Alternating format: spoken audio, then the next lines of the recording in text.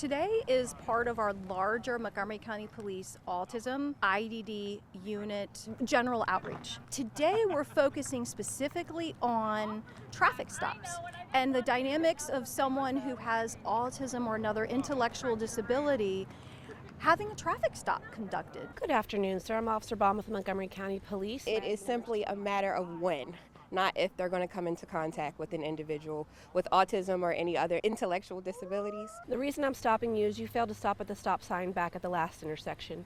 Do you have your license and registration? These people live in our communities and they're people's loved ones and relatives, and so interacting with them is very important. If you can just stay seated in the vehicle for me, I'll be back in a few minutes. We want our officers and the individuals to know how to have a safe, effective traffic stop in a controlled environment. I have a 17-year-old son who's diagnosed with autism when he was age 3, and I was a dispatcher for Baltimore City Police and Fire Department for 14 years. Do you have any questions?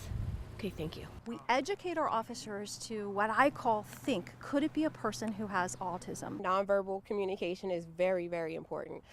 For example, my son's nonverbal. So when you're looking for a response from someone, they may not physically be able to give it to you. Or maybe they're not picking up on those social cues, or they're kind of just shut down. You seem like you're a little nervous maybe. Are you okay? Maybe the person is not responding on a traffic stop the way you're expecting them to. They may not understand what it is you're asking from them. If you do have a diagnosis like autism or another intellectual developmental disability, you can always let law enforcement officers know. Ask those questions and at least think maybe this is a person who has autism as opposed to someone who's just being maybe non-compliant or not listening. It's honestly the difference between a life and death situation for some people. Do you have any kind of a diagnosis like that?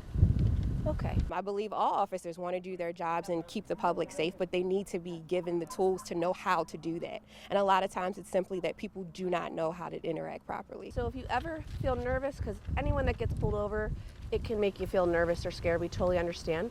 So you can always let us know, okay? I'm going to give you your license back. I see my son's face with all of these individuals that we are helping, and so I want to be able to support those families and the officers doing their jobs as well. And I'm going to give you a written warning. Just make sure you pay close attention because I want you to get where you're going safely, okay? So here's your written warning. Do you have any questions for me? Right, you are free to go.